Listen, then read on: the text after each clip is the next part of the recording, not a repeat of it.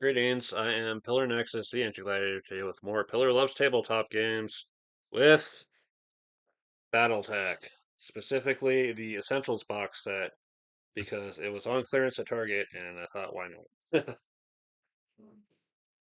In BattleTech, you control a gigantic fighting robot. Sometimes you'll also control vehicles and infantry and stuff, but it's all about the giant fighting robots in this game. And they will have various weapons and you will move them across the map and use your weapons on other mechs and fighting forces. And you will roll dice and try to hit your opponents. And try to move quickly enough to not get hit in the process. Right. So the essential set, well, it's got the well cardboard standees for its mechs. Also comes with these nice plastic ones too, and I'm thinking about painting them later. Anyway, so in this game, you'll have your map sheet, perhaps several map sheets making up a playing area anywhere from fits on a coffee table to you're going to need a wargaming table for it. You'll have your mech record sheets with their tonnage, their speeds, their weapons, their armor, their ammo. Actual mech record sheets are going to be a little bit bigger. Let me.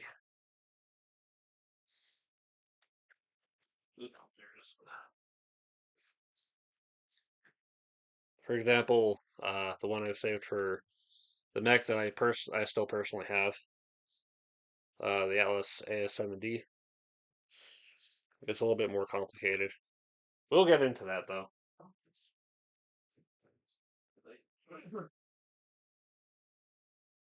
So, as part of the setup, you'll agree to I believe battle value and other things with regard to a map and objectives, and you'll set up, and you'll roll initiative. Each player will take 2d6, and we'll make a note of who's got the highest out of that to win initiative. One of the things our our main group here likes to do is use a deck of cards. That way, there's no needing to re-roll, which I think is a brilliant idea. Just simple shuffle the cards and deal them out. With more players, you might need to, but after that, you got to move. So, movement. The player that lost initiative will have to move first. Your options are stand still, walk, run, or jump. If you walk, you have your walking speed. That lets you take that many steps forward or backward or change pacing up to that number. You want to keep track of how many spaces you actually move, though. So 1, 2, 3, 4. So that's actual movement of 3 spaces. The more spaces you move, the better the modifier is for you to not be hit. Or the harder it is for your opponents to hit you. At 3, 5, 7, and 10, it will take them a +1, a +2, a +3, and a +4, respectively, to hit you. Running is an extra 50% of your walk speed. So if it ran 6, you get another couple spaces in. It'd be a little bit harder to hit. If I could jump, which the Wolverine, which I don't have a model for yet, and basically lets you go any up to that many spaces away and land with whatever facing you want.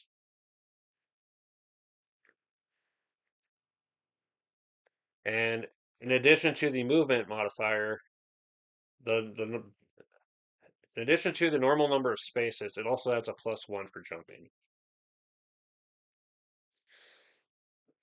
The flip side of moving fast is being able to shoot.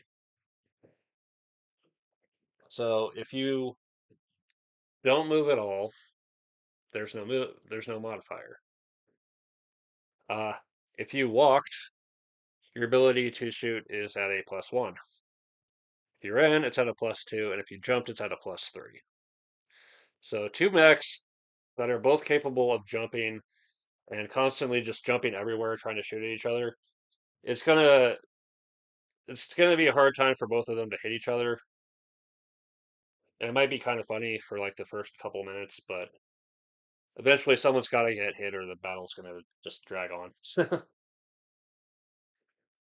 yeah, after everyone's done moving, um, you'll have an opportunity to attack.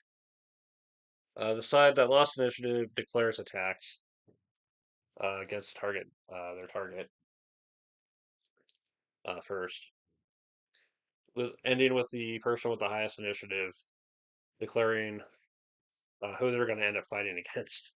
If multiple people are shooting at them, it's like, okay, I absolutely need to make sure this person's eliminated.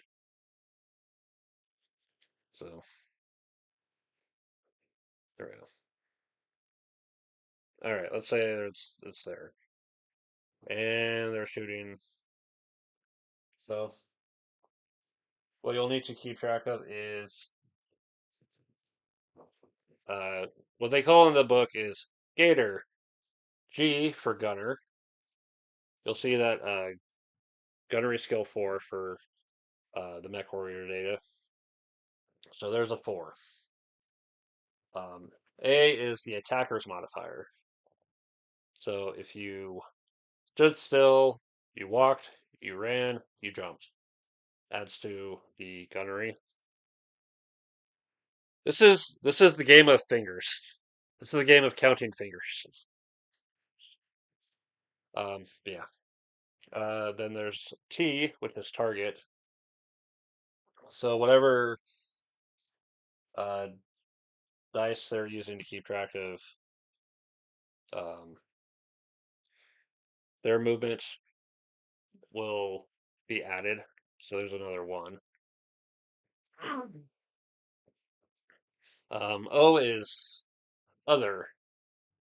Um, so like terrain, for example.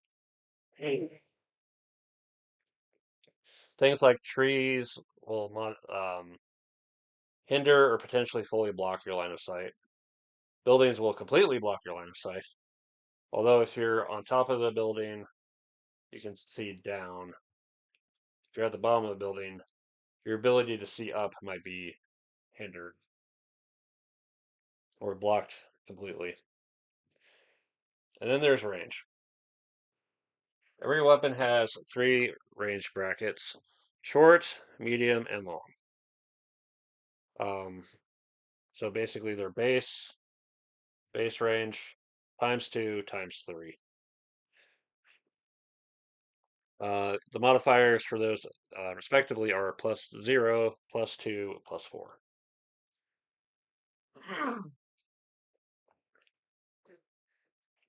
So up close and personal, it's going to be easier to hit. Long distance, fast targets, it's going to be near impossible. But regardless, you will take 2d6 and roll it.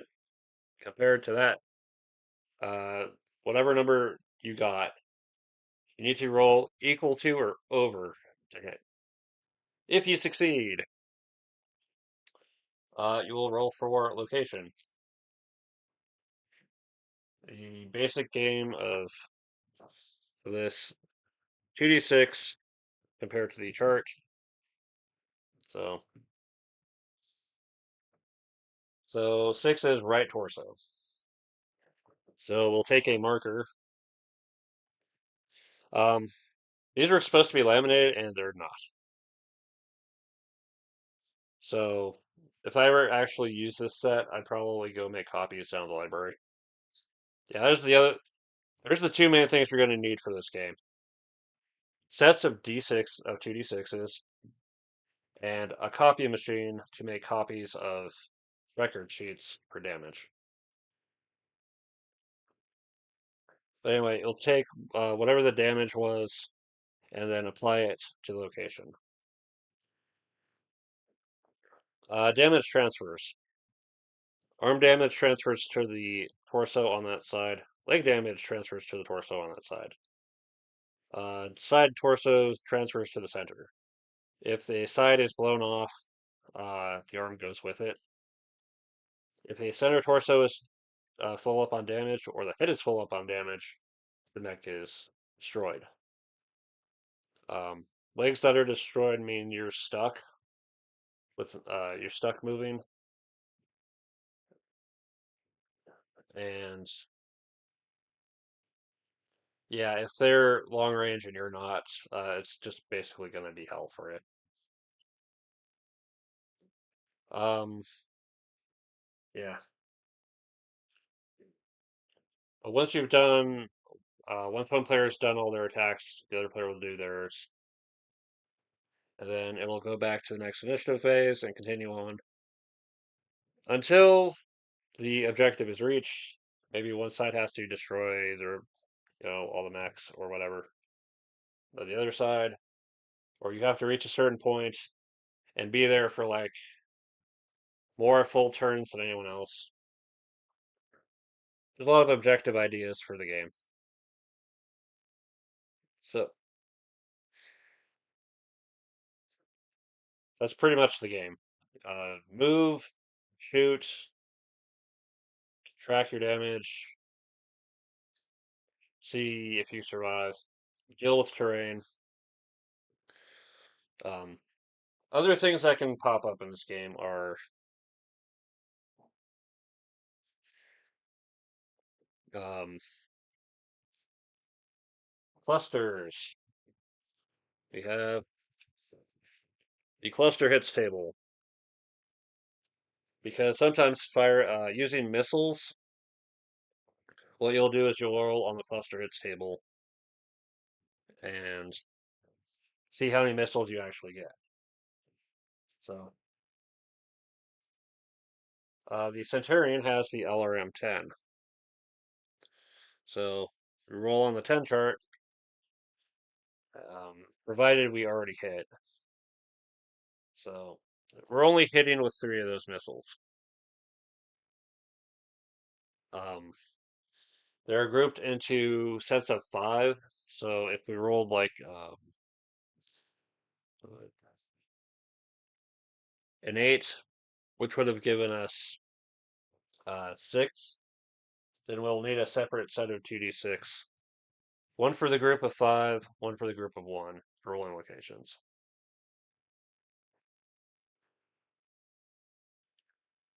In the SRM case, let's see here, like the Wolverine has, because they're 2 damage per missile, you'll roll on the cluster hits table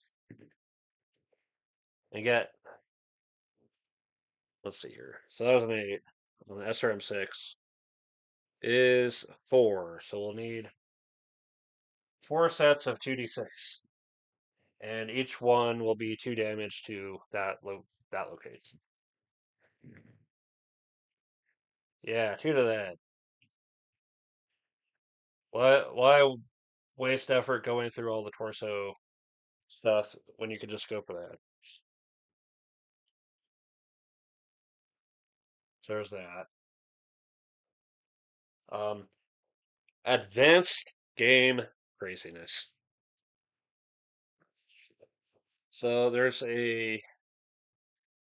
um, there's a set after this called the Game of Armored Combat box, but this is already they're including this stuff ahead of that. MechWarrior cards, which is new to me. you know, history of the MechWarrior and other stuff. Other crazy stuff includes piloting. It's entirely possible that your mech falls down, and you'll have to take a piloting check to get up. Um, Asphalt. Turning on asphalt might require a piloting check. Um, Using jump jets to do death from above uh, requires a piloting check. Physical attacks is another crazy thing. You can punch, you can kick. Um, there's also um, critical hits. So I was showing you this earlier. So all these are like critical hit locations. It's possible that when you do enough damage, you might inflict a critical hit, or if you roll a certain number.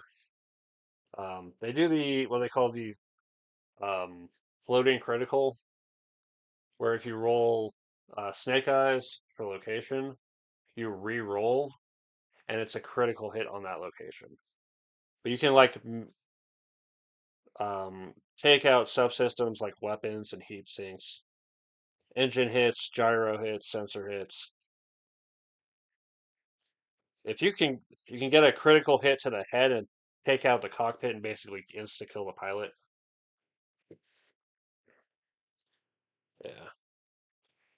Also, there's heat. Movements, walking, running, jumping, firing weapons, uh, getting caught in fire affects your heat. Water can also help with heat. At certain levels, the heat does bad stuff. Yeah. Firing arcs. So normally when you fire, I try to cover this. I'm sorry. Your front arc is at the left and right here, and then goes outward.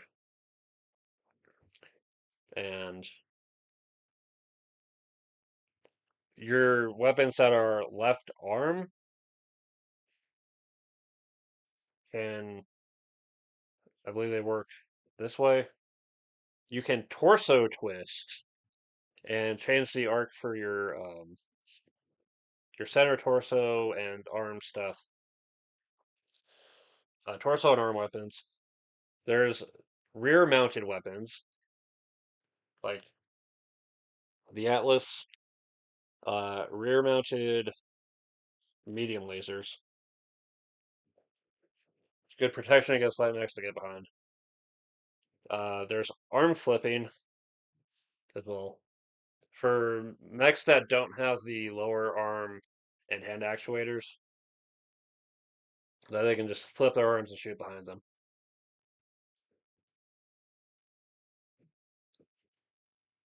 And then just other weapons and stuff. Like, yeah, there's just a lot of weapons in general. Um, this one for this set, there's nobody has the PPC. Nobody has flamers.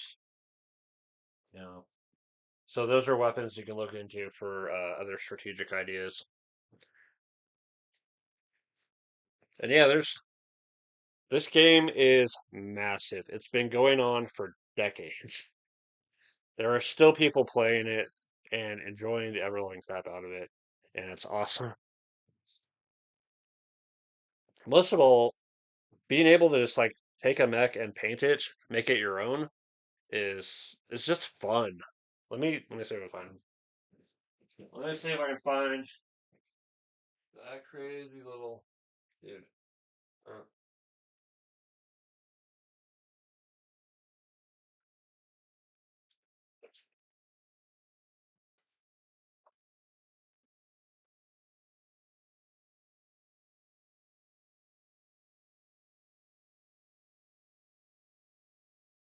Still looking for him. Give me a sec.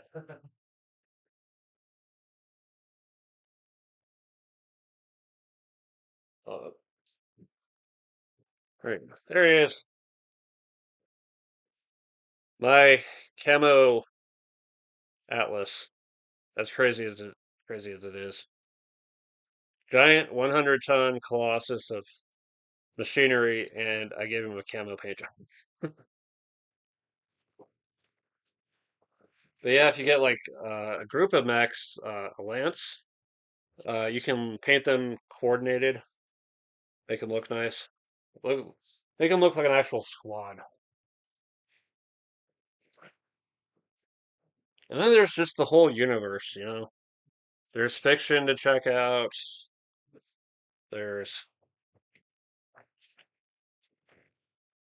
there's the map of the inner sphere,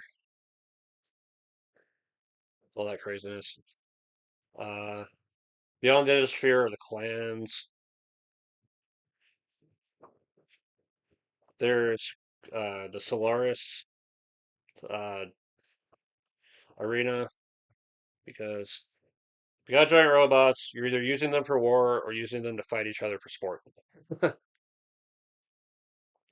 Yeah, why do I love this game?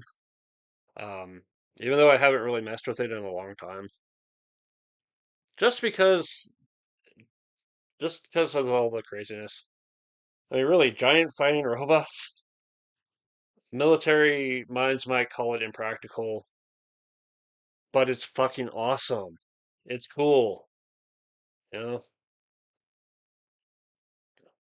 it's just something you'd want to see on the big screen. Something entertaining. You can talk about all those, you can build some crazy memories with, I can't believe he made that shot from that distance. Or I can't believe, she pulled off that critical hit against that mech. Whatever. Anything can happen once you drop down on the battlefield. So yeah, BattleTech. Um, this is a starting point, but definitely definitely look for the more advanced stuff as soon as you're ready for it. For this one, they recommend a game of armored combat. The technical readout, BattleTech Succession Wars. They also recommend some fiction as well. Yeah, BattleTech, check it out, play it, enjoy it. Thank you very much for watching. This has been Pillar Nexus, and I'll see you next time.